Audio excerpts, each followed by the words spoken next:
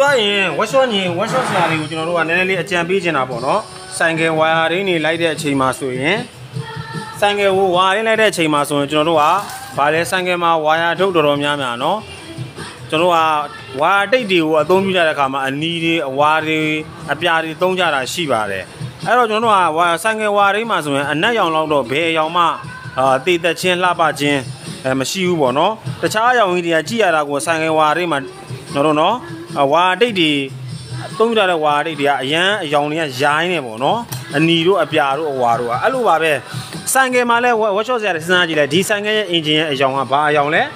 ဒီဆိုင်ကယ်ရဲ့အင်ဂျင်အယောင်ကဒီမှာအမဲရောင်ဒီဆိုင်ကယ်ရဲ့အင်ဂျင်ရောင်ကအမဲရောင်ပုံမှန်ဝေး1 ton i တို့ပုံမှန်ဝေး125 i တို့ပုံပြောင်းတို့စသည်အပြင်အဲ့ဒီကောင်တွေရဲ့အင်ဂျင်ချမ်းတွေဟာစလစ်တုံးတွေဟက်တုံးတွေအင်ဂျင်နှစ်ချမ်းဆက်တွေကဘာရောင်နေများလဲခဲရောင်နေများတယ်ခဲရောင်နေများတော့ကျွန်တော်တို့ကဘာဖြစ်လဲကော်ကိုခဲရောင်လေးသုံးပေးရမယ်တကယ်လို့ဒါအင်ဂျင်ချမ်းတွေကခဲရောင်မှာကျွန်တော်တို့ကအနီရောင်ကောအမဲရောင်ကောတွေသွားသုံးမယ်ဆိုရင်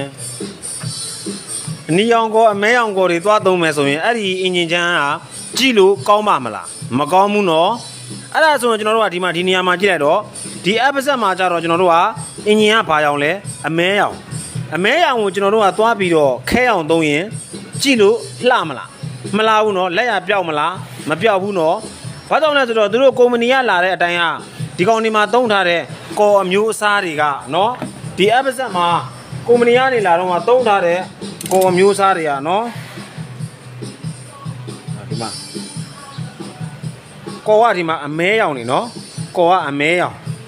နော်ကော်ကအမဲရောင်အဲ့တော့ကျွန်တော်တို့ကဒီနေရာမှာခဲအောင်သွားသုံးမယ်ဆိုရင်ဘလောက်ပဲကျွန်တော်အပြင်ကနေဟိုဖြစ်တယ်ပဲပြောတနေ့တော့ပေါ်လာမှာပဲအဲ့တော့သူ့ original အတိုင်းလေးဒါကလိန်တာမဟုတ်ပါဘူးလိန်မှုအတွက်ကျွန်တော်ကပြောပြနေတာမဟုတ်ဘူးသူ့နေရာနဲ့သူကော်ကိုသုံးဖို့ရလို့ကျွန်တော်ကပြောပြတာပါနော်အဲ့တော့ဒီနေရာမှာကျွန်တော်တို့ကဘာလေးကိုပဲသုံးမလဲဆိုရင်ကော်ကိုအမဲရောင်လေးကိုပဲကျွန်တော်တို့ကအသုံးပြုပါမယ်ပေါ့နော်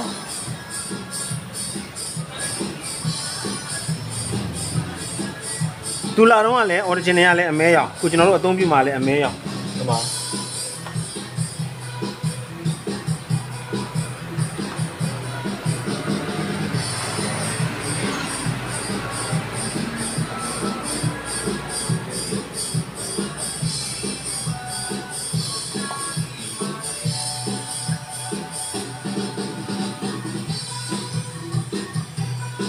ကောကိုကျွန်တော်တို့ကတအားကြီးတုပ်ဖို့မလို့နော်ဒီကောင်တွေမှာ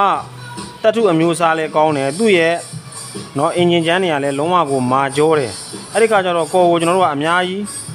သုံးဖို့မလိုအပ်ဘူးနော်ပါလေးပါရင်ရပြီ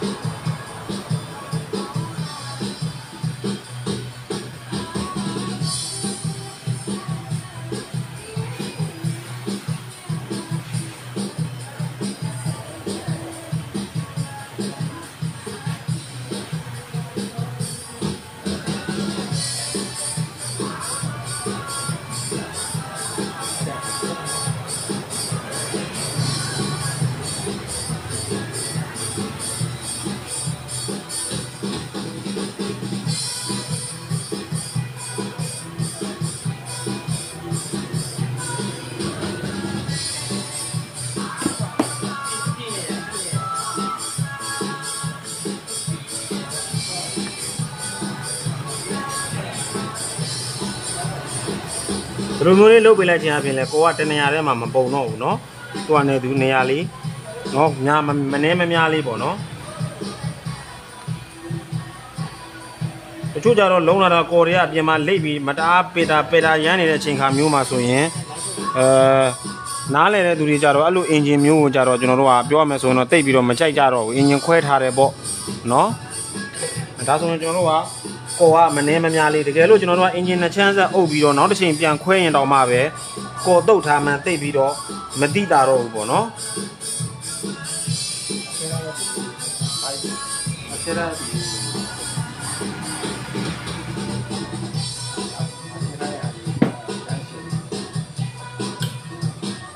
ဒါဆိုရင်ဒီမှာကရိုင်းကနော်ကရိုင်းကလုံးဝထုတ်လို့မရပါဘူးလုံးဝကျက်သွားပါပြီပေါ့နော်ကရိုင်းကလုံးဝကိုကျက်သွားပြီနော်အဲ့ဒါကကြာမှကျွန်တော်တို့ကကရိုင်းကိုထည့်ပေးမယ်ကရိုင်းကိုထည့်ပေးမယ်ဆိုတော့နော်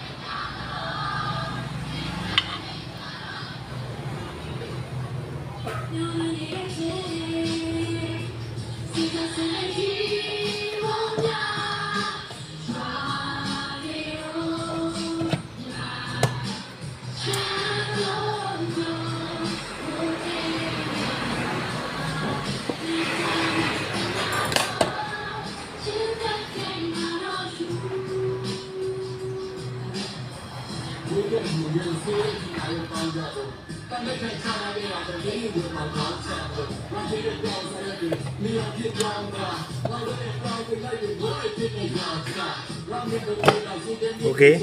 ဒီမှာကွက်ခနဲ့ပဲဘာမှတောင်ထုစရာရိုက်စရာမလိုဘူးเนาะဒီမှာဘာမှကိုထုစရာရိုက်စရာမလိုကွက်ခနဲ့တခါတည်းတန်းကြသွားတယ်เนาะ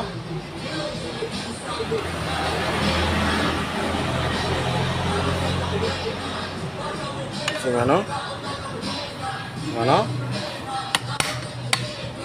အခုလိုလှည့်တဲ့အချိန်မှာကြည့်ထဲမှာတောက်နဲ့အတန်ကြားလာအဲ့ဒါဘာနဲ့တိုက်နေရလဲဆိုတော့ကွန်နတင်းချောင်းနဲ့ကောင်တာဝေတုံးနဲ့တိုက်နေတာပါဘာကြောင့်လို့တိုက်နေရလဲဆိုတော့ဒီဘက်မှာရှိနေတဲ့ကရိုင်းရှက်မှာပါတဲ့ပီနီယန်နဲ့ကောင်တာဝေတုံးမှာပါတဲ့ပီနီယန်ကမတက်ရသေးလို့အတွက်ဒီကောင်ကတိုက်နေခြင်းဖြစ်ပါတယ်ဒါကြောင့်ပီနီယန်တက်တာဟိုတော့မှပဲမာကာမှန်မှသာအထဲထဲမှာရှိနေတဲ့ကျွန်တော်တို့ကကောင်တာဝေတုံးရဲ့ကြီးစီဝေတုံးနဲ့ဒီကျွန်တော်တို့ကကွန်နတင်းနဲ့မတိုက်မှဖြစ်ပါတယ်ပီနီယန်နှစ်ခုတက်ရုံနဲ့မရသေးဘူးပီနီယန်နှစ်ခုကမာကာမှန်အောင်ချိန်တက်မှသာထဲမှာရှိတဲ့ကွန်နတင်းနဲ့ကျွန်တော်တို့ကဒီကောင်တာဝေတုံးနဲ့မတိုက်မှာတချို့ဆိုရှိတယ်လေအင်ဂျင်လုံးပြီးတဲ့အချိန်မှာအင်ဂျင်ညံ့နေတောက်နဲ့ဆိုတဲ့အတန်တွေရှိတယ်အဲ့ဒါကဒီကောင်ကြီးမာကာမှန်လို့မြည်တာဖြစ်နိုင်တယ်ပေါ့နော်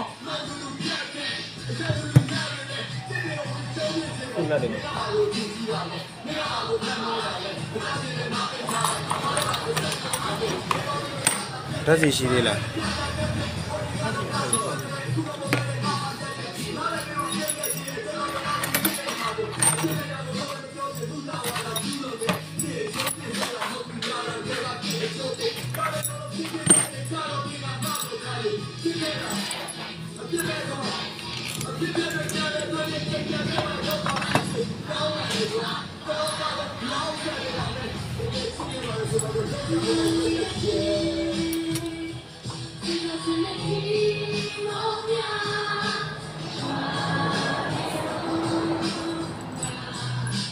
ချမ်းလို့တို့မို့တဲ့ညတွေမှာတန်တာတဲ့ည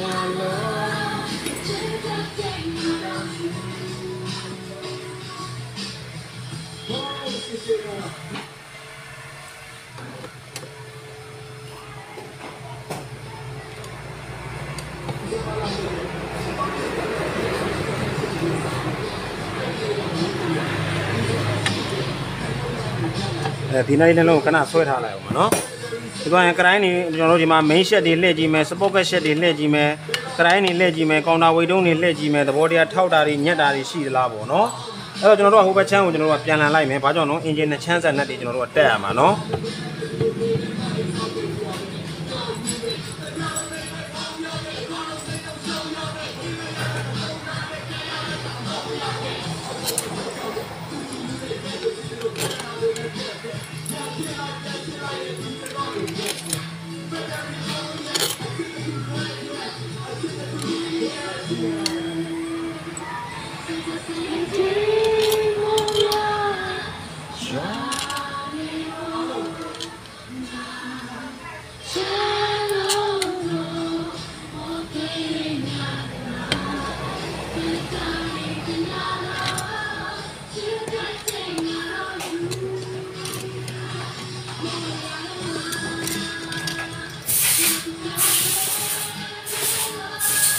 ဒီကောင်ကအလဲချမ်းမှာနဲ့12လုံးပါတယ်နော် လေချမ်းနှစ်ချမ်းဆက်မှာနက်က12လုံးပါတယ်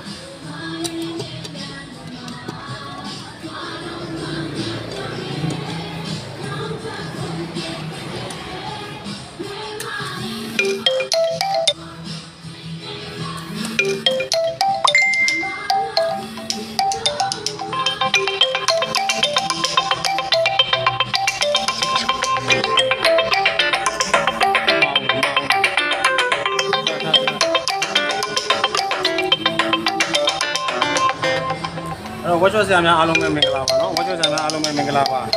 တော့ဒီဘက်မှာဆိုရင်လက်ကဘယ်နှလုံးပါလဲတစ်လုံးနှစ်လုံးသုံးလုံးလေးလုံးငါးလုံး6လုံး9လုံး10လုံးနော်10လုံး9လုံး10လုံးနော်အလေးချမ်းမှာဆိုရင်လက်ကအားလုံးပေါင်း9လုံး10လုံးဒီမှာ17လုံး12လုံးဆိုပြီးတော့အားလုံးပေါင်းအလေးချမ်းနှစ်ချမ်းဆက်ရဲ့နက်ကအားလုံးပေါင်း12လုံးပါပါတယ်ပေါ့နော်အဲ့တော့ဒီကောင်တွေမှာကျတော့နက်ချက်တာအရန်ပိုင်မှုလိုပါတယ်ပေါ့နော်လုံးဝလက်စညီဖို့လိုပါတယ်ဒီကောင်တွေမှာ gas ကတ်ပါတာမဟုတ်ဘူးလေ gas ကတ်လည်းမပါဘူးနော်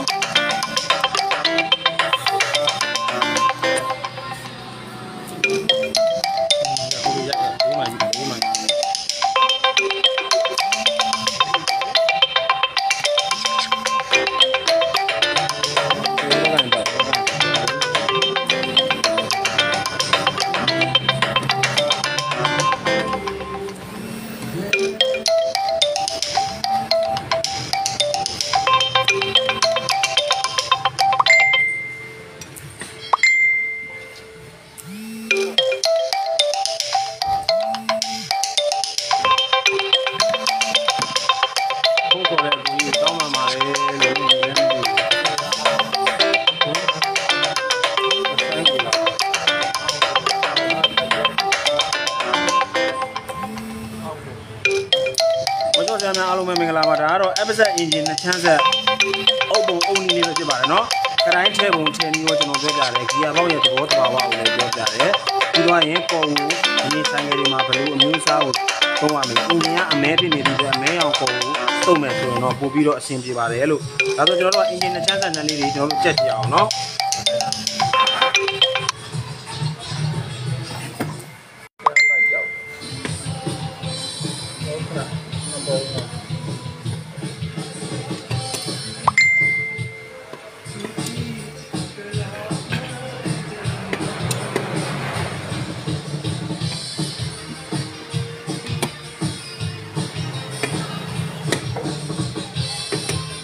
နက်တွေကိုလည်းကျွန်တော်တို့ခရော်စင်လေးတွေကြက်ပြရအောင်နော်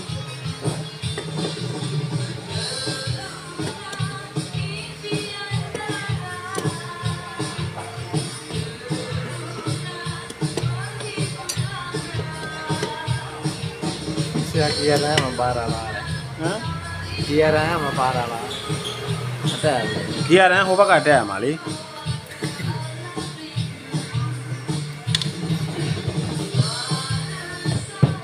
ဆိုင်ငယ်ပါဆိုဆရာကြီးဂီယာရန်ပါမှာပေါ့ဆရာရဲ့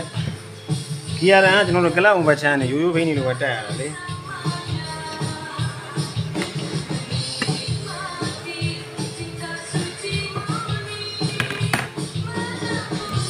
ဒါဆိုကျွန်တော်တို့ကဒီမှာရှက်တွေလှည့်ကြည့်မယ် light လှည့်ကြည့်မယ်နော်အကုန်လုံးလုံးဝလဲတယ်နော်ဒါကကျွန်တော်တို့ကအလဲချမ်းနှစ်ချမ်းဆက်ကိုအုပ်လိုက်တာနော်ပြီးတော့ကျွန်တော်တို့ကဗာလေးတွေတက်လို့ရမလဲဆိုရင်ဗာလေးတွေတက်လို့ရမယ်ဆိုအရင်ဆုံးအန်တရမများအောင်ပေါ့အန်တရမများအောင်ဆိုတော့ကျွန်တော်တို့ကဒီကောင်တွေလုံးနေတဲ့အချိန်မှာကရိုင်းဟိုလူကဝင်လှည့်လိုက်ဒီလူကဝင်လှည့်လိုက်ဆိုရင်ဒီမှာတွေ့လားကောင်တာဝိတ်တုံးနဲ့ကရိုင်းကိုနတင်းချောင်းနဲ့တော့ပြီးတိုက်နေတဲ့အတန်ဒီမှာတောက်ဒီမှာတွေ့လားအန်တရများတယ်နော်အဲ့တော့အန်တရများတဲ့အပိုင်းလေးကိုအရင်ဆုံးကျွန်တော်တို့ကချုပ်ထားလိုက်မယ်နသေးကျိုးလို့လှုပ်ထားလိုက်မယ်နော်အဲ့တော့နသေးကျိုးလို့လုပ်မလဲဆိုတော့ကျွန်တော်တို့ကဘာလုပ်မလဲဆိုရင်တော့နော်ဒီကောက်မှာအဲ့တော့ဒီပီနီယံကရိုင်းရှက်မှာပါတဲ့ပီနီယံနှစ်ခုနဲ့ကောင်တာဝိတ်တုံးမှာပါတဲ့ပီနီယံတစ်ခုကိုဘယ်ကောင်ကိုအရင်တက်တင်လဲဆိုတော့ကောင်တာဝိတ်တုံးမှာပါတဲ့ပီနီယံကိုအရင်တက်တင်ပါတယ်အဲ့တော့သူ့မှာဘာပါလဲဆိုရင်အောက်ဆုံးမှာကျွန်တော်တို့ကဝါရှာအထူးတကွန်းပါပါတယ်ဒီမှာနော်အောက်ဆုံးမှာဝါရှာအထူးတကွန်းပါပါတယ်ဝါရှာအထူးတကွန်းပြီးသွားတာနဲ့သူကဘာလာပါလဲဆိုရင်တန်ပြားတစ်ပြားပါပါတယ် Tam Yara Pida and do a Baba the Lesoyen, Kizan, Kizan, a 2 little Pavare.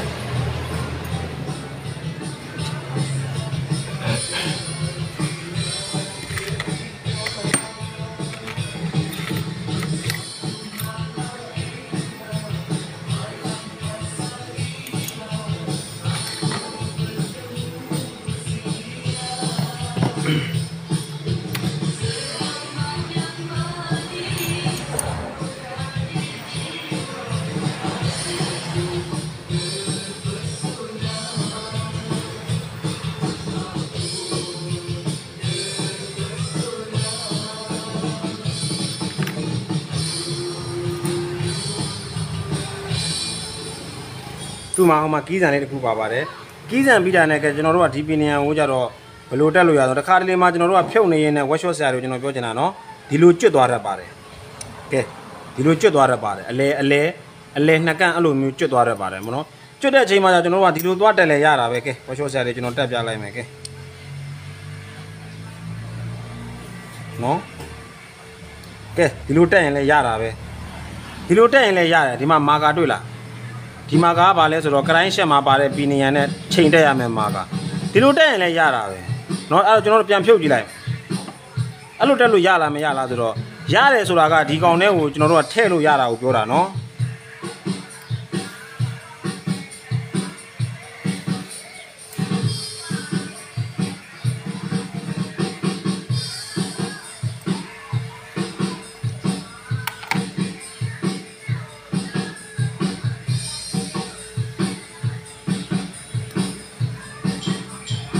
You do a blue tail Malays or what shows you? A man, I'm blue tail Malays on Program, no?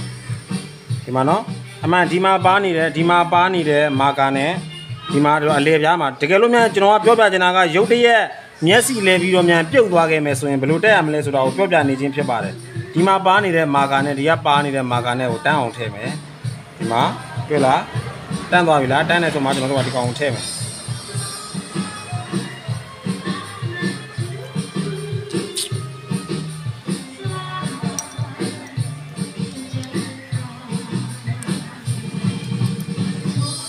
Matula, Dimagana, Tambo. Tana change out what you are table, no?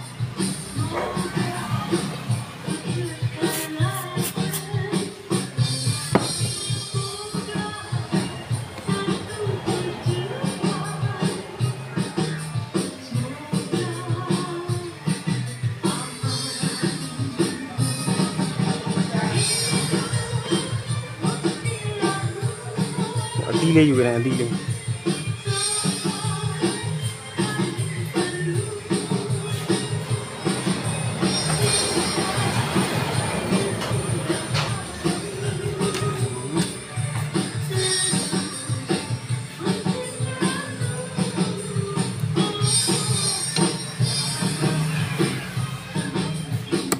Yeah, no? Mandula.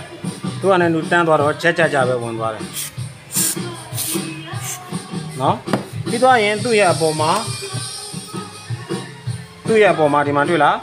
Washarabia Badi. 2 years Boma, Washarabia. Also, my Washa 2 years Boma, Tamjarabia. Tamjaya Boma, the Pini and that, Pini Boma, don't know what Dima, Washa Tadire, no?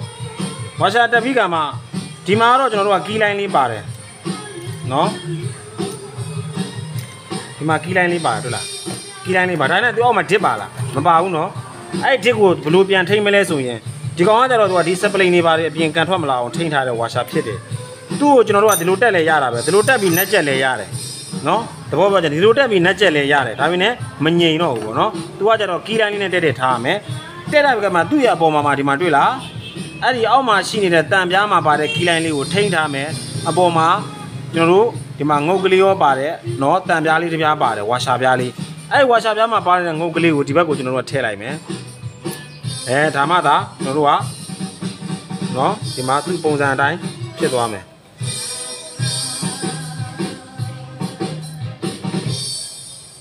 Okay, no?